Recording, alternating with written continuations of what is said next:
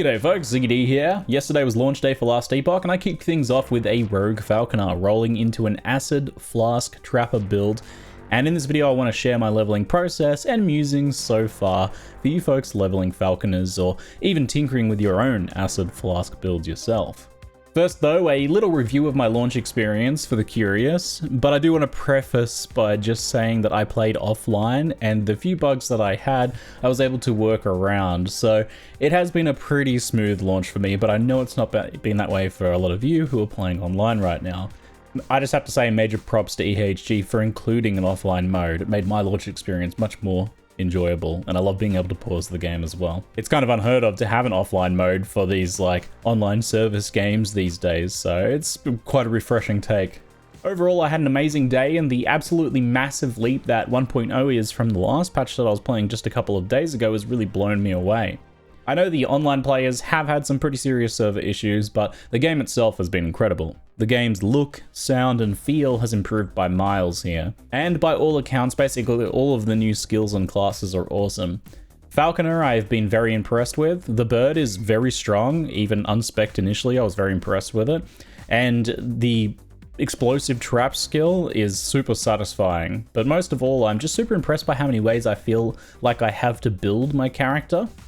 Even just within the narrow context of Acid Flask, right? A lot of the time with a lot of the older classes and skill trees and stuff like that, if you wanted to play a certain style of that build, then you basically only had one way of doing it. But I think their design has really progressed a lot here, and it feels like there's so many different ways that I can build the concept of an Acid Flask trapper.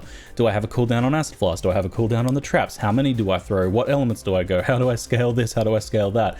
Very interesting stuff. I was seriously just getting a bit giddy yesterday with excitement as I leveled.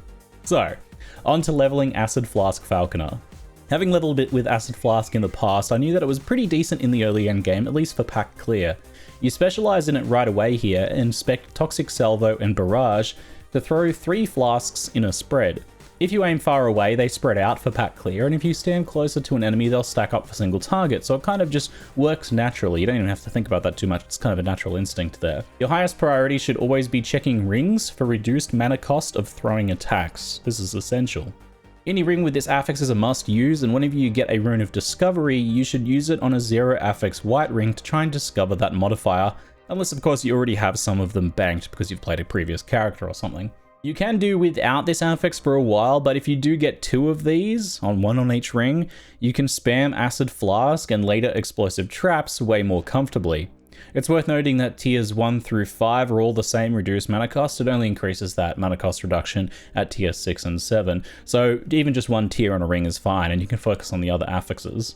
In this case, we're going for a poison damage over time setup here. The hit damage is pretty notable while leveling, but that's not what we're focusing on, so the flat damage isn't that big a deal. Now, before you unlock Falconer, you'll want to specialize as your second skill, Smokescreen, and beeline the Umbral Assault node. The shadows that it spawns throw a copy of your Acid Flask. They'll only throw 1 projectile, not the spread of 3, but it's a nice boost to your damage overall. Now, key to mana management in leveling here, and in many rogue builds actually, is also to use the Sapping Strikes passive, which gives you life and mana on using a 0 cost skill that hits an enemy.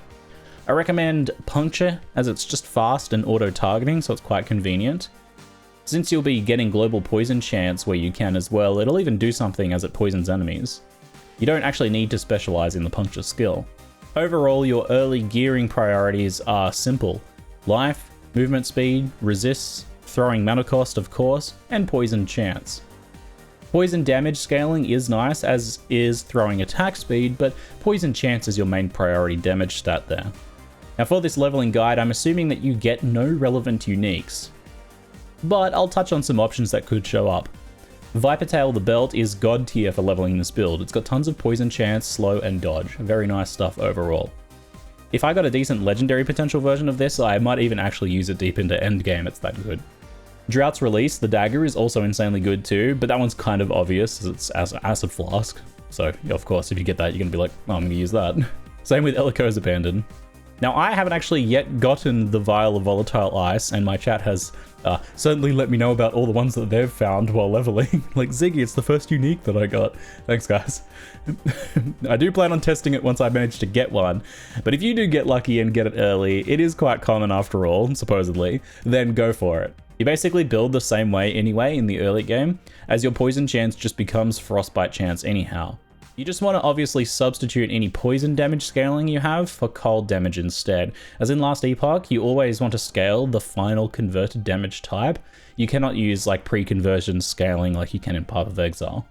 Volatile Ice will change how you build in the late campaign and endgame, and I might touch on that more in the future once I get one and mess with that. So once you unlock Falconer, things change a bit. Immediately you want to despecialize the smokescreen skill and swap to Falconry. Rush the toxic airdrop nodes and the ones behind it to make your Falcon throw your acid flasks. The extra charges means that it can build up a few of them and then unleash them in sequence, and you can also make it restore charges when you throw acid flask so that your bird can kind of put out more overall. Now the Falcon actually does throw the multiple projectiles from your full salvo spread. Anything else you do to the acid flask as well actually works, because the Falcon throws acid flasks as if it was you doing it yourself. For reference, that does mean that minion damage scaling and other nodes that boost the bird's damage won't affect the flasks it throws. I tested this on one of the training dummies. I picked up one of the big more damage nodes and it seemed to do the same damage with or without.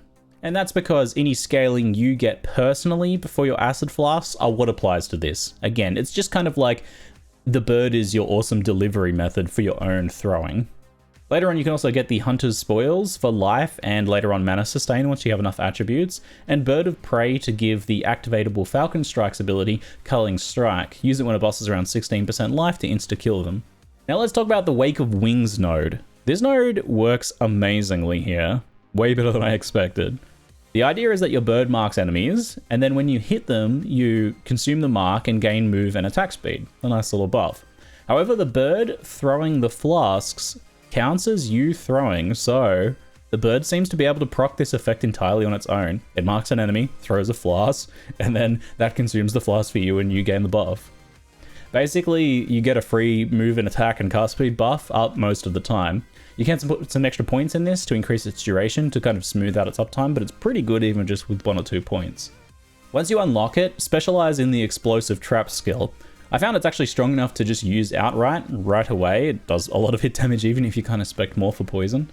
And at this point, once you do this, you can add the poison pools to Acid Flask, which adds a cooldown but adds these nice damage over time pools that they drop. The bird doesn't seem to care about the cooldown, so that's all good, and this allows you to use the Acid Flask whenever it's off cooldown, and then explosive traps in between. The nodes behind the pools also increase all damage over time taken, so pretty nice debuff.